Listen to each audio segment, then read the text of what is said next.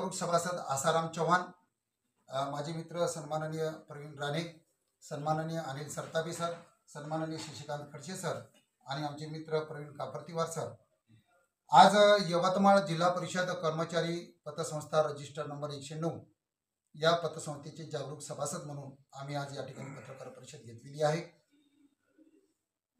विद्यमान संचालक मंडळ जे कार्यरत होऊन जवळपास 18 महिने झालेले आहे। निवडणुकीमध्ये दिलेले जाहीरनाम्यातील जवळपास 21 वचनं त्यांनी सामान्य सभासदांना देऊन ते सत्तारूढ झाले, परंतु आज 18 महिने पूर्ण होऊन सुद्धा जाहीरनाम्यातील एकाही वचनाची पूर्तता या विद्यमान संचालक मंडळाकडून झालेली नाही।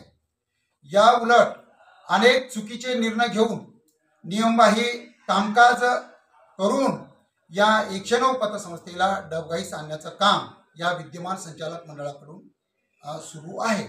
आज नियमबाह्य गुंतवणुकीच्या संदर्भात आम्ही जी विविध पतसंस्थेमध्ये त्यांनी जी गुंतवणूक केलेली आहे त्या गुंतवणुकीवर 4.5% व्याजानेच त्यांनी गुंतवणूक केलेली आहे, पण सहकारच्या नियमानुसार ती गुंतवणूक 8% केली पाहिजे। जवळपास 4.5% आणि 8% याच्यातला जो डिफरन्स आहे जवळपास यामध्ये सुद्धा पतसंस्थेचा लाखो रुपयांचं नुकसान या ठिकाणी झालेलं आहे। तत्पूर्वी मागच्या पत्रकार परिषदेत सुद्धा मी हा विषय सांगितला होता की मागच्या जवळपास त्यांनी 31 कोटींची कागदोपत्री हेराफेरी करून मागच्या संचालक मंडळांची तुलना करण्यासाठी त्यांनी ही चुकीची माहिती त्या ठिकाणी मांडण्यात आलेली आहे।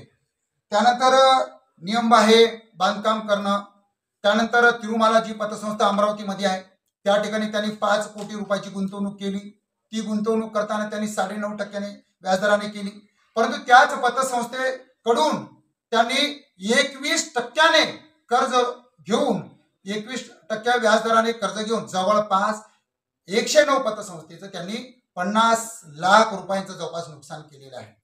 सांगण्याचं तात्पर्य की जाहीरनाम्यात सांगितलेल्या सूचनेची एकही वचनाची पूर्तता न करता फक्त 109 पतसंस्था डबघाईस जाण्याच्या दृष्टिकोनातून असे चुकीचे निर्णय घेऊन सामान्य सभासदांचं ते डोळ्यामध्ये धूळ फेकत आहे आणि म्हणून आमचा स्पष्ट आरोप आहे या विद्यमान संचालकावर की त्यांनी तात्काळ अनागोंदी कारभार जो चालू आहे त्यांनी ताबडतोब थांबवावा।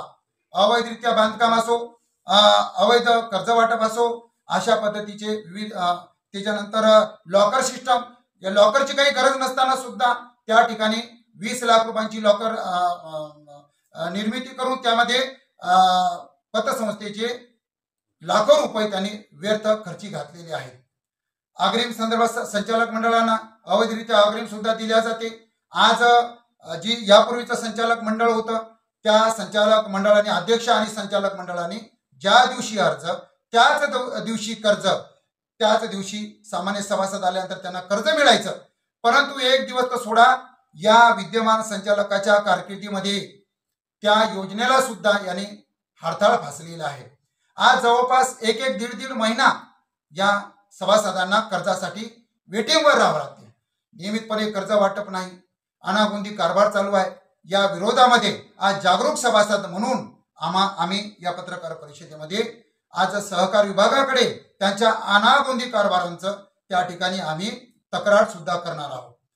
5-7 वर्षापूर्वी जी शिक्षकांची कर्मचाऱ्यांची दारवा पतसंस्था होती तेच दिवस आमच्या 109 पतसंस्थेला बघायला मिळू नये हाच दृष्टिकोन आणि हा उद्देश समोर ठेवून 109 पतसंस्थेची दारवा पतसंस्था होऊ नये आणि म्हणून हा उद्देश घेऊन आम्ही जागरूक सभासद म्हणून आज पत्रकार परिषदेमध्ये तुम्हाला सामोरे जात आहोत आणि म्हणून दारवा पतसंस्था 109 पतसंस्थेची दारवा पतसंस्था होऊ नये हा प्रामाणिक उद्देश डोळ्यासमोर ठेवून या 109 पतसंस्थेमध्ये या विद्यमान संचालक मंडळाच्या वतीनं जो अनागोंदी कारभार चालू आहे, जो अवैध कामकाज चालू आहे, त्याला कुठेतरी तात्काळ आळा बसावा आणि त्यांनी तात्काळ जागरूक होऊन हा अनागोंदी कारभार बंद करावा, नाहीतर आम्ही लगेच त्यांच्या अनागोंदी कारभाराच्या संदर्भामध्ये सहकार विभागाकडे तक्रार करणार आहोत। धन्यवाद।